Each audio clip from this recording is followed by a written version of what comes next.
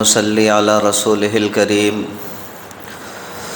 اما بعد فاعوذ باللہ من الشیطان الرجیم بسم اللہ الرحمن الرحیم وَلِتُكْمِلُوا الْعِدَّةَ وَلِتُكَبِّرُوا اللَّهَ عَلَى مَا هَدَاكُمْ وَلَعَلَّكُمْ تَشْكُرُونَ آمنت باللہ صدق اللہ مولانا العظیم وصدق رسولہ النبی الکریم وَنَحْنُ عَلَى ذَلِكَ مِنَ الشَّاهِدِينَ وَالشَّاكِرِينَ وَالْحَمْدُ لِلَّهِ رَبِّ الْعَالَمِينَ۔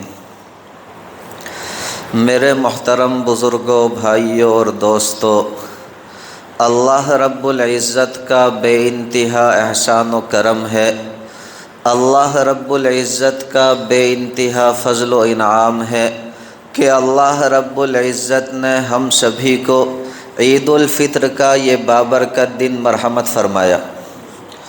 اللہ رب العزت اس بابرکت دن میں جتنی رحمتیں برکتیں اس کائنات کے اندر نازل فرماتے ہیں، ان تمام رحمتوں برکتوں میں ہمارا حصہ شامل فرما دے۔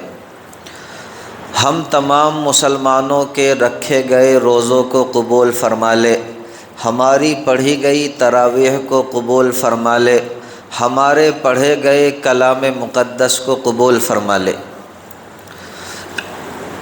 دیکھیں، حدیث شریف کے اندر آتا ہے کہ جب عید الفطر کا دن آتا ہے اور مسلمان عید الفطر کے دن رمضان المبارک کے روزوں اور تراویح سے فارغ ہو کر عیدگاہ میں جمع ہوتے ہیں تو اللہ جل جلالہ اپنے فرشتوں سے فرماتے ہیں کہ فرشتوں، بتاؤ اس مزدور کا کیا بدلہ ہے جو اپنی مزدوری پوری ادا کر دے۔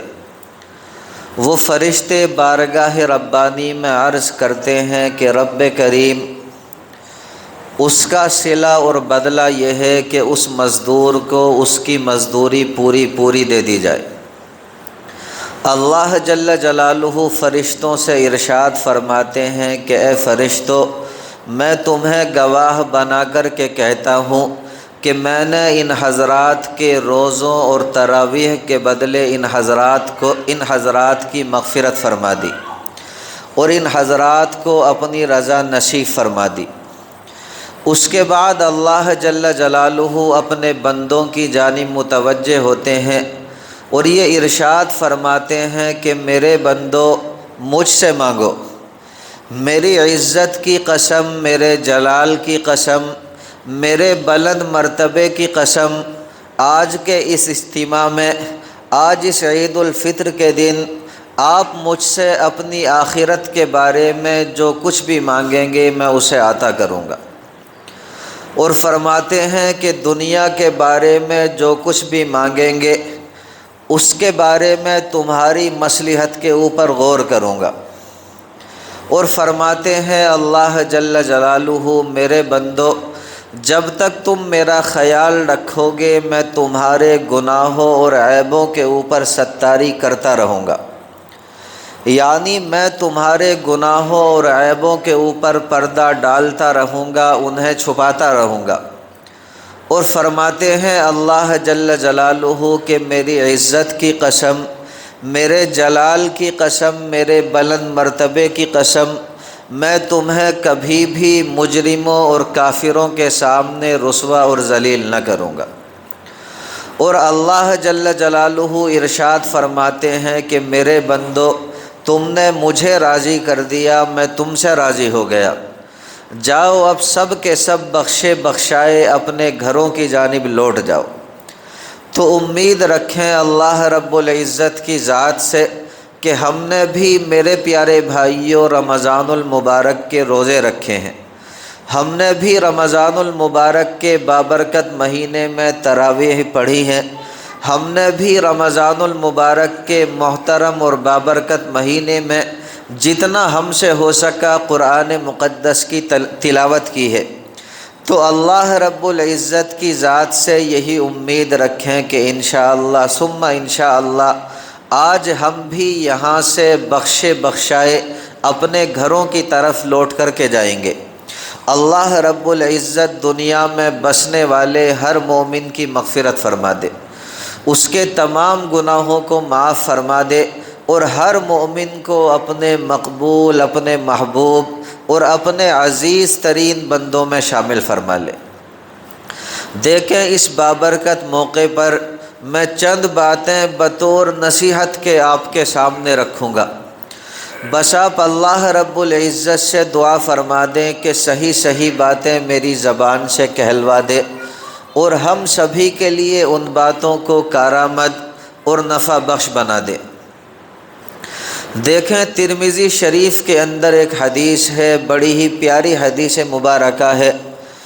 اس حدیث مبارکہ کے اندر سرکار دو عالم صلی اللہ علیہ وسلم ارشاد فرماتے ہیں، آپ نے فرمایا کہ الراحمون یرحمہم الرحمن، کہ رحم کرنے والوں پر اللہ رب العزت رحم فرماتے ہیں، اور فرمایا ارحموا من فی الارض یرحمکم من فی السماء، آپ زمین والوں پر رحم کرو، آسمان والا آپ کے اوپر رحم کرے گا۔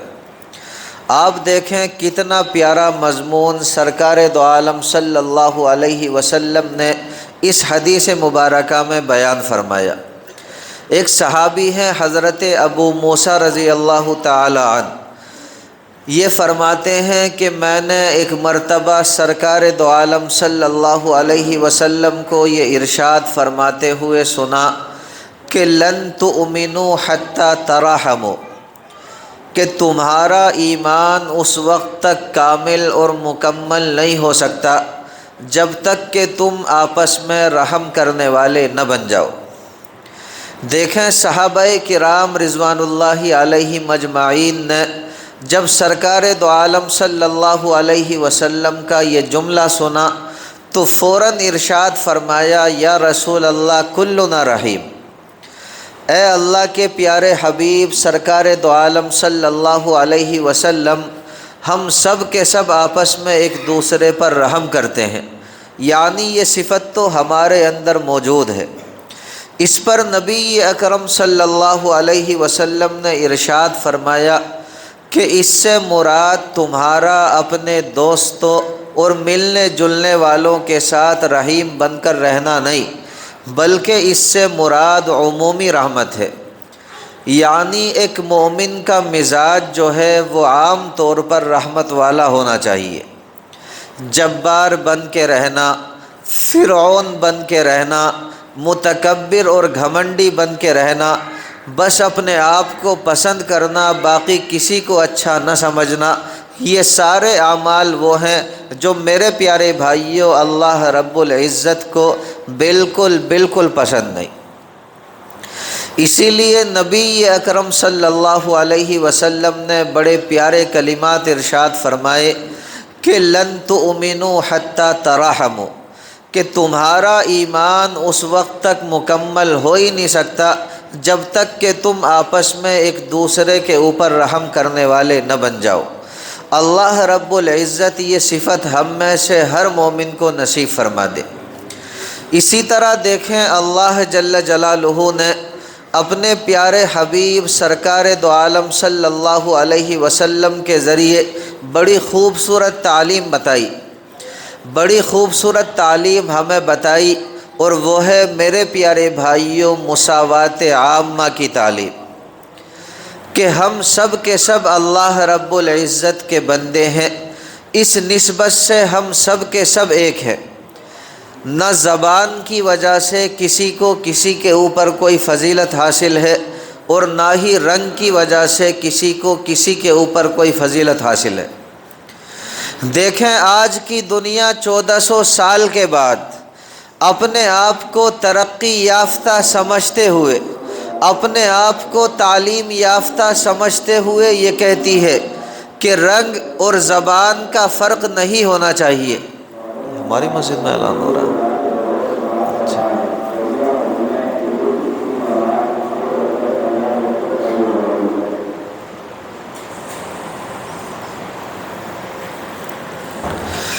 دیکھیں آج کی دنیا اپنے آپ کو بڑی ہی تعلیم اور تہذیب یافتہ سمجھتے ہوئے ہمیں یہ تعلیم دیتی ہے کہ رنگ اور زبان کا فرق نہیں ہونا چاہیے، لیکن قربان جائیں سرکار دو عالم صلی اللہ علیہ وسلم کی ذات عالیہ پر کہ آپ صلی اللہ علیہ وسلم نے اب سے 1400 سال پہلے ہمیں یہ تعلیم دی۔ آپ صلی اللہ علیہ وسلم نے ارشاد فرمایا کہ لا فضل لعربی علی عجمی، کہ کسی عرب کے انسان کو کسی عجم کے انسان کے اوپر کوئی فضیلت حاصل نہیں۔ اسی طرح فرمایا ولا لعجمی علی عربی، کسی عجم کے انسان کو کسی عرب کے انسان کے اوپر کوئی فضیلت حاصل نہیں۔ اسی طرح فرمایا ولا لابیض علی اسود، کہ کسی گورے کو کسی کالے کے اوپر کوئی فضیلت حاصل نہیں۔ اور فرمایا ولا لاسود علی ابیض، کسی کالے کو کسی گورے کے اوپر کوئی فضیلت حاصل نہیں۔ ہمیں تو دیکھیں قرآن مقدس نے یہ تعلیم دی ان اکرمکم عند اللہ اتقاکم، کہ تم میں سب سے زیادہ اچھا، تم میں سب سے زیادہ باعزت، تم میں سب سے زیادہ باوقار اللہ رب العزت کے نزدیک وہ بندہ ہے جو اللہ رب العزت سے سب سے زیادہ ڈرنے والا ہو۔ تو اللہ رب العزت نے جو معیار بنایا وہ میرے پیارے بھائیوں تقوی کو بنایا۔ تقوی کہتے ہیں کہ ہمارے دل کے اندر ہر وقت یہ احساس ہو کہ ہمارا رب ہمیں دیکھ رہا ہے۔ جس بندے کے دل کے اندر یہ احساس ہوگا سمجھ لیجئے اس کے اندر تقوی آ گیا، اور ایسا بندہ اللہ رب العزت کو سب سے زیادہ محبوب ہے۔ اللہ رب العزت یہ تقوی والی صفت ہم میں سے ہر مسلمان کے اندر پیدا فرما دے۔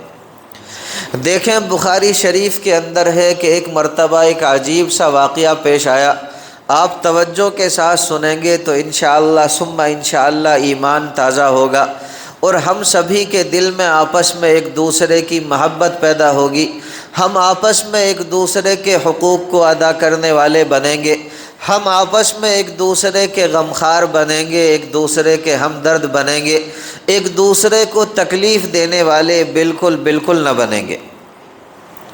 دیکھیں ایک صحابی ہیں حضرت ابو ذر غفاری رضی اللہ تعالی عنہ، ان کا ایک غلام تھا جس کی رنگت کالی تھی۔ ایک مرتبہ وہ غلام کوئی غلطی کر بیٹھا، ابو ذر غفاری رضی اللہ تعالی عنہ نے اس کو طعنہ دیا اور یہ کہا کہ یبن اسود، اس کا ترجمہ یہ ہے کہ اے کالی کے بیٹے۔ گویا یوں سمجھ لیجئے کہ ماں کی طرف سے اسے طعنہ دے دیا، جس طرح آج ہم کسی کو کالا دیکھ کر کے یہ کہہ دیتے ہیں کہ حبشن کا بیٹا، تو اردو زبان میں یوں سمجھیں کہ اسے حبشن کا بیٹا کہہ دیا۔ دیکھیں جب نبی اکرم صلی اللہ علیہ وسلم کو اس واقعے کی اطلاع ملی، آپ صلی اللہ علیہ وسلم نے ارشاد فرمایا کہ یا ابا ذر، اے ابو ذر، اعیرتہ بامہ، کہ کیا تو نے اس بندے کو اس کی ماں کی طرف سے عار دلائی، اس کی ماں کی طرف سے شرم دلائی؟ انک امرؤ فیک جاہلیۃ، بلا شبہ تو ایک ایسا انسان ہے کہ جس کے اندر ابھی بھی جاہلیت کی باتیں موجود ہیں۔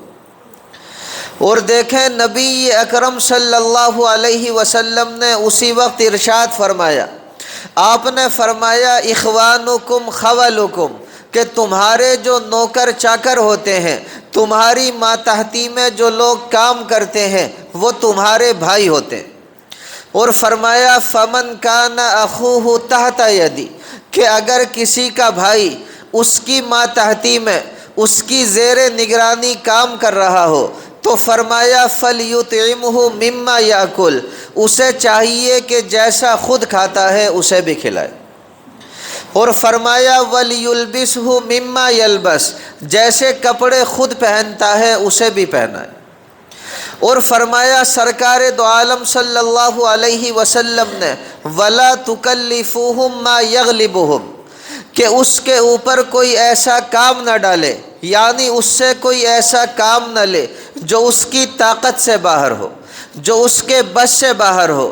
اور فرمایا فَإِن كَلَّفْتُمُوهُمْ مَا يَغْلِبُهُمْ، کہ اگر کوئی کام ایسا لے بھی لے جو اس کی طاقت سے اور اس کے بس سے باہر ہے تو فرمایا فَأَعِينُهُمْ، ساتھ ساتھ اس کی مدد بھی کرے۔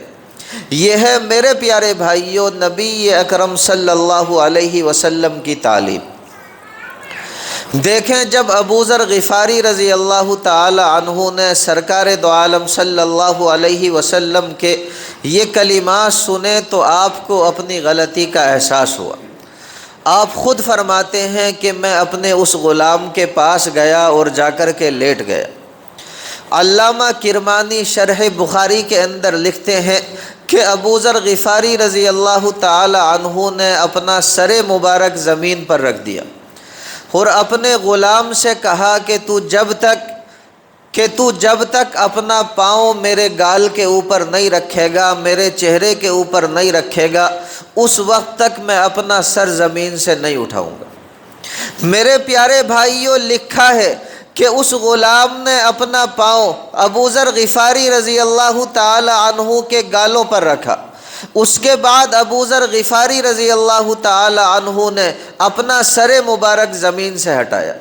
گویا یوں کہہ لیجئے کہ نبی اکرم صلی اللہ علیہ وسلم کی تربیت کا حق ادا کر دیا۔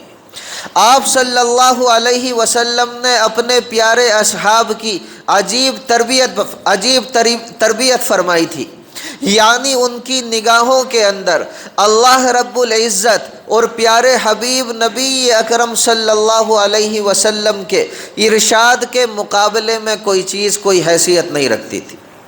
ان کے یہاں صرف یہ تھا کہ بس اللہ رب العزت ہم سے راضی ہو اور اللہ رب العزت کا رسول ہم سے راضی ہو، پھر دنیا والے تو خود بخود ہم سے راضی ہو جائیں گے۔ اور اگر اللہ جل جلالہ اور پیارے نبی صلی اللہ علیہ وسلم ہم سے ناراض ہو گئے تو پھر سمجھ لو دنیا کی ہر چیز ہم سے روٹھ جائے گی۔ اسی طرح دیکھیں سرکار دو عالم صلی اللہ علیہ وسلم نے ہم سبھی کو معاشرے کے اندر رہنے کے بڑے پیارے اصول بتائے۔ ایسے اصول میرے عزیز بھائیوں کہ اگر ہم ان پر عمل کریں گے تو سچ کہتا ہوں کہ ہماری زندگیاں خوشگوار ہو جائیں گی، ہم آپس میں ایک دوسرے کے خیر خواہ بنیں گے، ہمدرد بنیں گے، ایک دوسرے کے لیے دقتیں کھڑی کرنے والے بالکل نہ بنیں گے۔ بس اللہ رب العزت ہر مومن کو ان اصولوں کے مطابق زندگی گزارنے کی توفیق مرحمت فرما دے۔ دیکھیں سرکار دو عالم صلی اللہ علیہ وسلم نے ارشاد فرمایا، آپ نے فرمایا یسرو، اگر تم معاشرے کے اندر رہتے ہو تو تمہارا کام یہ ہے کہ ایک دوسرے کے لیے آسانیاں پیدا کرنے والے بنو، ایک دوسرے کے لیے سہولتیں پیدا کرنے والے بنو، ایک دوسرے کو آسانیاں پہنچانے والے بنو۔ اور فرمایا ولا تعسروا، اگر تم معاشرے کے اندر رہتے ہو تو ایک دوسرے کے لیے دقتیں کھڑی نہ کرو، ایک دوسرے کے لیے مشکلیں کھڑی نہ کرو، ایک دوسرے کے لیے مصیبتیں پیدا نہ کرو۔ اور فرمایا بشروا، اگر تم معاشرے کے اندر رہتے ہو تو آپس میں ایک دوسرے کو خوشخبریاں سنانے والے بنو۔ اور فرمایا ولا تنفروا، اگر معاشرے کے اندر رہتے ہو تو آپس میں ایک دوسرے کے درمیان نفرتیں پیدا نہ کرو، آپس میں ایک دوسرے کے درمیان نفرتیں پیدا نہ کرو۔ اسی طرح دیکھیں سرکار دو عالم صلی اللہ علیہ وسلم نے ہمیں یہ تعلیم دی۔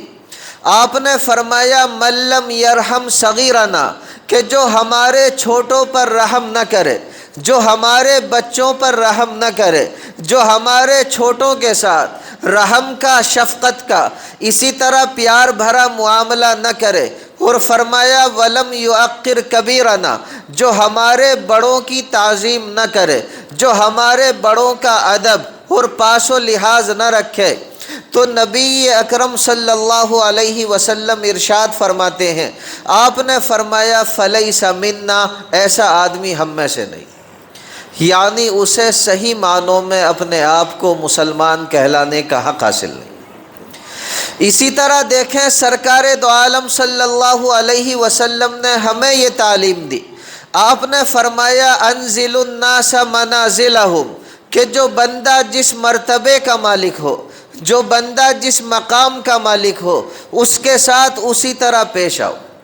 یہاں تک فرمایا سرکار دو عالم صلی اللہ علیہ وسلم نے اذا اتاکم کریم قوم فاکرموا، کہ اگر تمہارے پاس کسی قوم کا کوئی بڑا آ جائے تو تمہارا کام ہے کہ اس کا احترام کرو، اسے عزتوں سے نوازو۔ یہ نہیں فرمایا کہ فقط مسلمان ہی کسی قوم کا بڑا آ جائے، دیکھیں غیر مسلم بھی کسی قوم کا بڑا آ سکتا ہے، لیکن نبی اکرم صلی اللہ علیہ وسلم ارشاد فرماتے ہیں کہ اگر آنے والا غیر مسلم بھی ہے تو ہمارا کام ہے کہ اس کا بھی احترام کرے، اسے بھی عزتوں سے نوازیں۔ ایسی خوبصورت تعلیم سرکار دو عالم صلی اللہ علیہ وسلم نے ارشاد فرمائی۔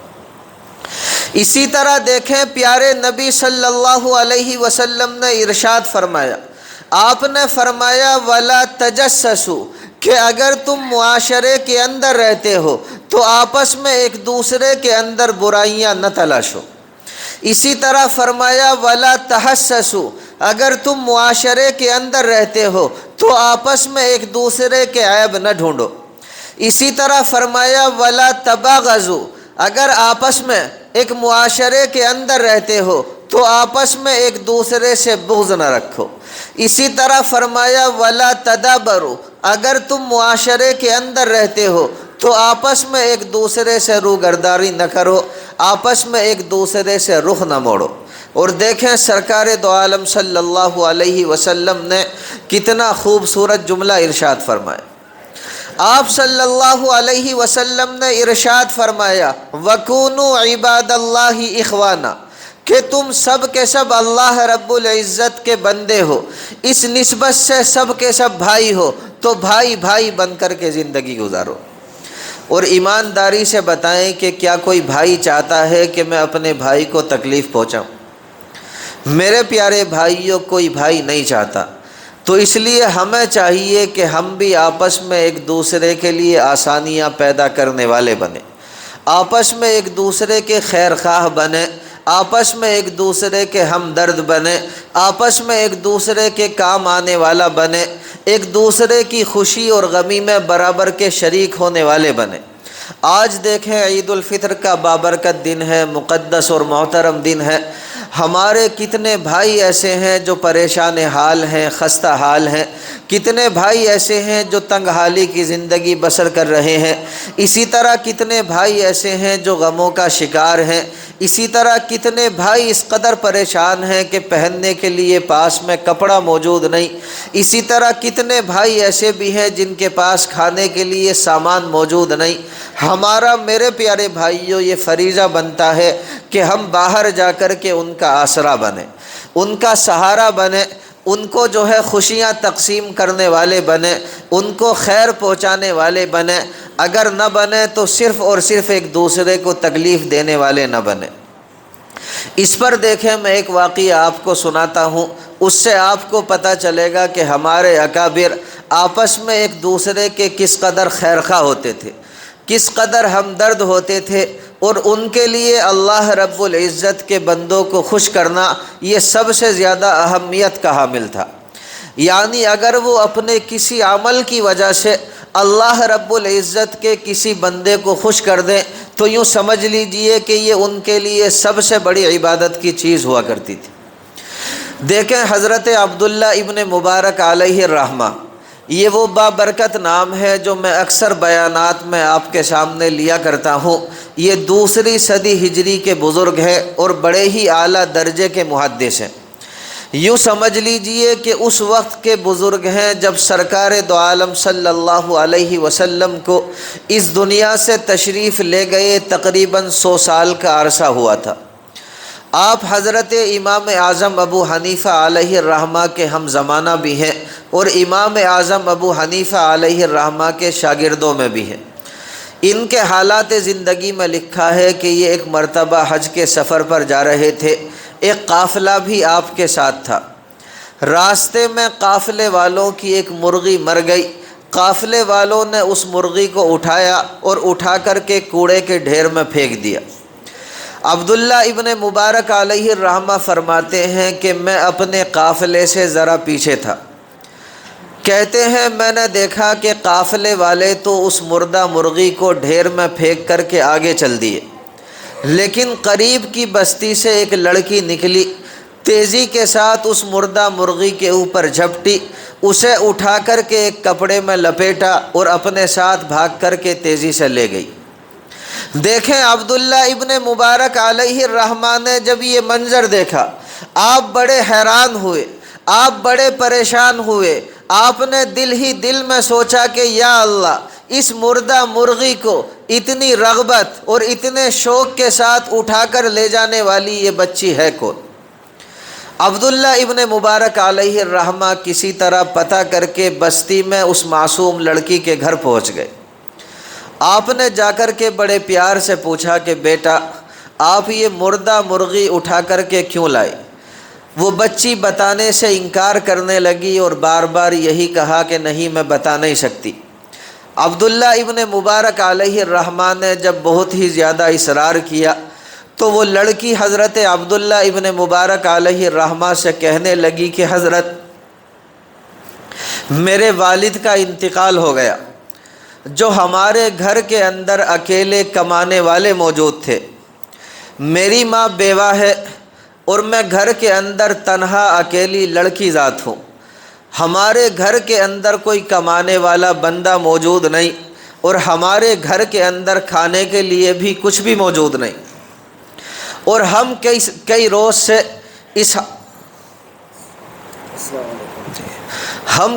سے اس حالت میں ہیں جس میں شریعت نے مردار کھانے کی بھی اجازت دے رکھی ہے۔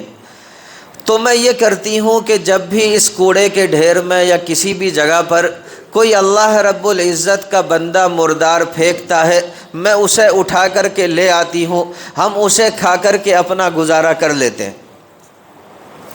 دیکھیں عبداللہ ابن مبارک علیہ الرحمہ نے جب اس معصوم لڑکی کے یہ کلمات سنے تو آپ کے دل پر ایک چوٹ لگی، آپ لرز اٹھے، آپ کانپ اٹھے کہ یا اللہ، یہ آپ کے بندے اس حال میں ہیں کہ مردار کھا کھا کر کے گزارا کر رہے ہیں اور ہم ہیں کہ حج پر جا رہے ہیں۔ آپ نے اپنے ساتھی سے کہا، اپنے معاون سے کہا کہ بتاؤ تمہارے پاس کتنے پیسے ہیں؟ اس نے کہا کہ حضرت تقریباً 2000 دینار ہیں۔ آپ نے فرمایا کہ اگر ہم یہاں سے اپنے گھر واپس جانے لگے تو ہمیں اپنے گھر واپس جانے کے لیے کتنے پیسوں کی ضرورت ہوگی؟ اس نے کہا کہ حضرت تقریباً 20 دینار کی ضرورت پڑے گی۔ آپ نے فرمایا کہ 2000 میں سے 1980 دینار آپ اس لڑکی کو دے دیں، فقط 20 دینار اپنے پاس رکھ لیں، ہم اس سال حج نہیں کریں گے، اپنے گھر چلے جائیں گے۔ اور آپ نے فرمایا کہ مجھے اللہ رب العزت کی ذات سے یہ امید ہے، مجھے اللہ رب العزت کی رحمت سے یہ امید ہے کہ اللہ رب العزت ہمیں حج بیت اللہ کے ادا کرنے پر وہ اجر و ثواب مرحمت نہیں فرماتے جو اس غریب کی مدد کرنے پر اللہ جل جلالہ ہمیں اجر و ثواب مرحمت فرمائیں گے۔ تو میں عرض یہ کرنا چاہ رہا ہوں میرے پیارے بھائیو، عید الفطر کا بابرکت دن ہے۔ آج بھی ہمارے درمیان نہ جانے کتنے ایسے موجود ہوتے ہیں جو اس طرح غربت کے عالم میں اپنی زندگیاں بسر کر رہے ہوتے، جو اس طرح خستہ حالی اور پریشانی میں اپنی زندگیاں بسر کر رہے ہوتے ہیں۔ ان کا ضمیر یہ اجازت نہیں دیتا کہ وہ ہمارے سامنے اپنے ہاتھوں کو پھیلائے۔ ہمارا یہ فریضہ بنتا ہے کہ ہم اپنے معاشرے میں ایسے بندوں کو تلاشیں اور اس کے بعد ان کی مدد کرنے کی کوشش کریں۔ یقین جاننا اس عمل سے اللہ جل جلالہ جتنے خوش ہوں گے اس کو میں الفاظ کے اندر بیان نہیں کر سکتا۔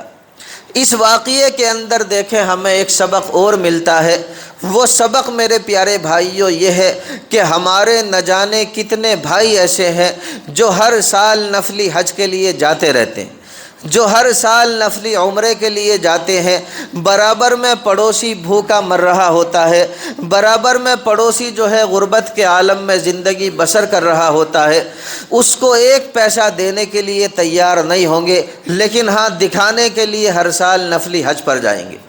تو یاد رکھیں نفلی حج جو ہے وہ میرے پیارے بھائیوں ایک غریب کی مدد کرنے کے مقابلے میں کوئی حیثیت نہیں رکھتا۔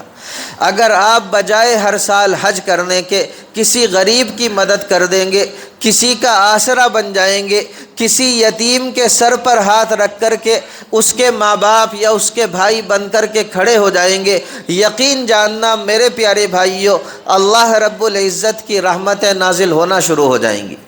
دیکھیں میں نے حدیث مبارکہ کے اندر ایک واقعہ پڑھا ہے بہت ہی مختصر۔ ایک مرتبہ سرکار دو عالم صلی اللہ علیہ وسلم کے سامنے قبیلہ طے کا ایک قافلہ آیا۔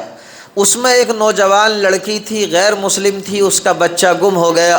اب ماں تو آخر ماں ہی ہوتی ہے، اپنے بچے کے مارے وہ پریشان، کبھی ادھر بھاگتی کبھی ادھر بھاگتی، کبھی ادھر دوڑتی کبھی ادھر دوڑتی۔ اسی حالت میں اس کے سر سے چادر سرک گئی۔ اسی طرح وہ ننگے سر اچانک سرکار دو عالم صلی اللہ علیہ وسلم کے سامنے آ گئی۔ آپ صلی اللہ علیہ وسلم نے اپنی کملی اتاری اور اپنی کملی اتار کر کے اپنے ایک صحابی کو دی اور اس سے کہا کہ اس نوجوان لڑکی کا اس کملی سے سر ڈھانک دیں۔ صحابی نے کہا کہ یا نبی اللہ صلی اللہ علیہ وسلم، یہ تو ایک کافر کی بیٹی ہے۔ آپ صلی اللہ علیہ وسلم نے ارشاد فرمایا بھلے سے کافر کی بیٹی ہے لیکن بیٹی تو ہے نا، بیٹی تو ہے نا۔ اگر آج تو اس کے سر کو اپنی کملی سے ڈھانپ دے گا تو کل اللہ جل جلالہ تیرے گناہوں کو اپنی رحمت کی چادر سے ڈھانپ دے گا۔ اس لیے کہتا ہوں کہ میرے پیارے بھائیوں آپس میں ایک دوسرے کا سہارا بنے۔ اللہ رب العزت مجھ سمیت ہر مومن کو کہنے سننے سے زیادہ عمل کی توفیق مرحمت فرما دے۔ دیکھیں عید الفطر کی نماز کا طریقہ سن لیں میرے عزیز بھائیوں۔ یہ جو عید الفطر کی نماز ہے یہ واجب ہے اور اس کے اندر جو ہے 6 زائد تکبیریں بھی واجب ہیں۔ اس کا طریقہ یہ ہے کہ نیت جو ہوتی ہے وہ زبان سے ادا کرنے کی ضرورت نہیں، آپ فقط اپنے دل کے اندر اتنا استحضار کر لیں کہ میں ان امام صاحب کے پیچھے قبلہ رخ ہو کر کے 2 رکعت نماز عید الفطر کی جو واجب ہیں وہ ادا کر رہا ہوں۔ یہ بھی نیت کریں کہ اس نماز کے اندر 6 زائد تکبیریں واجب ہیں۔ اس کے بعد دیکھیں جب ہم نماز کے لیے کھڑے ہوں گے تو تکبیر تحریمہ کہہ کر کے اللہ اکبر اس طرح اپنے ہاتھوں کو باندھ لیں گے۔ اس کے بعد میرے پیارے بھائیوں ثنا پڑھی جائے گی۔ ثنا پڑھنے کے بعد میں دیکھیں 3 تکبیریں ہوں گی۔ اللہ اکبر پہلی پر ہم اپنا ہاتھ چھوڑ دیں گے، اللہ اکبر دوسری پر بھی ہاتھ چھوڑ دیں گے، تیسری تکبیر پر اللہ اکبر کہہ کر کے ہم اپنے ہاتھوں کو باندھ لیں گے۔ اس کے بعد سورہ فاتحہ پڑھی جائے گی، اس کے بعد سورت ملائی جائے گی اور جیسے عام نمازوں کی رکعتیں ہوتی ہیں ایک رکعت پوری ہو جائے گی۔ دوسری رکعت کے لیے ہم کھڑے ہوں گے تو پھر سے سورہ فاتحہ پڑھی جائے گی۔ اس کے بعد جو ہے وہ میرے پیارے بھائیوں سورت ملائی جائے گی۔ سورت ملانے کے بعد پھر سے 3 تکبیریں ہوں گی۔ اللہ اکبر ہم اپنے ہاتھوں کو چھوڑ دیں گے، اللہ اکبر اپنے ہاتھوں کو چھوڑ دیں گے، اللہ اکبر اپنے ہاتھوں کو چھوڑ دیں گے۔ اب چوتھی تکبیر اللہ اکبر کہہ کر کے ہم رکوع میں چلے جائیں گے اور جیسے نماز پوری کرتے ہیں عام نمازیں اسی طرح اپنی نماز کو پورا کر لیں گے۔ ایک آسان طریقہ یاد رکھنے کا یہ بھی ہے کہ پہلی رکعت کے اندر جو تکبیریں ہیں وہ میرے پیارے بھائیوں تلاوت سے پہلے ہے اور دوسری رکعت کے اندر جو تکبیرات ہیں وہ تلاوت کے بعد ہیں۔ اللہ رب العزت سمجھ کی عمل کی دولت سے مالا مال فرما دے۔